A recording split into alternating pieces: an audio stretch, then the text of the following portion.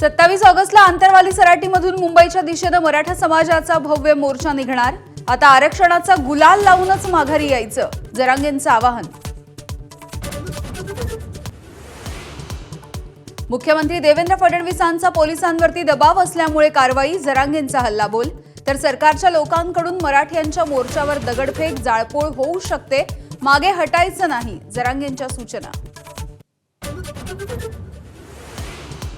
छाती वळवण्यापेक्षा जनतेनं का नाकारलं याचा अभ्यास करा, मतचोरीच्या आरोपांच्या नंतर मुख्यमंत्र्यांचं विरोधकांना उत्तर। महायुतीच जिंकणार, ठाकरे बंधूंच्या संभाव्य युतीवरही भाष्य। राहुल गांधींच्या पाठोपाठ ठाकरे बंधूंकडून मतचोरीचा पुनरुच्चार। 2016 पासून मतचोरीबाबत बोलत असल्याचं राज ठाकरेंचं स्पष्टीकरण। तर मतदारसंघामधील मतचोरीवरती लक्ष ठेवण्याचं उद्धव ठाकरेंचं आवाहन। राज ठाकरेंकडून उद्धव ठाकरेंना फोन, बाप्पाच्या दर्शनासाठी शिवतीर्थावरती येण्याचं आमंत्रण। उद्धव ठाकरे सहकुटुंब हजेरी लावणार।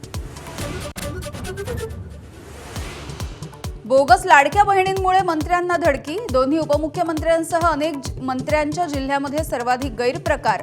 26 लाखांपेक्षा अधिक बोगस लाभार्थींची पोलखोल।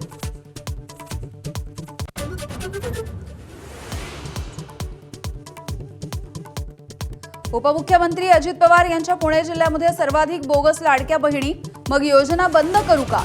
एबीपी माझाच्या रोखठोक सवालामुळे अजित पवारांची चिडचिड।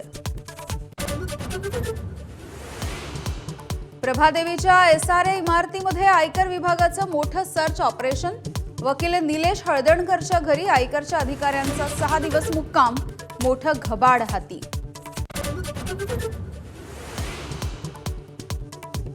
मुंबई पुण्यासह राज्यभरामध्ये बाप्पाच्या आगमनाची लगबग, बाजारपेठांमध्ये नवचैतन्य, खरेदीसाठी भाविकांची गर्दी।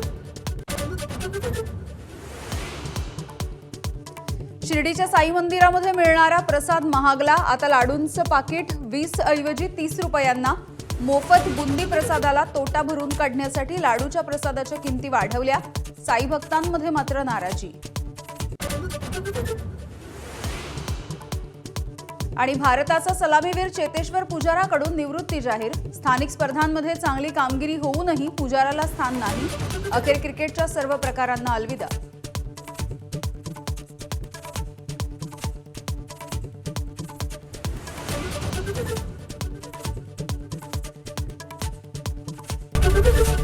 एबीपी माझा, उघडा डोळे बघा नीट।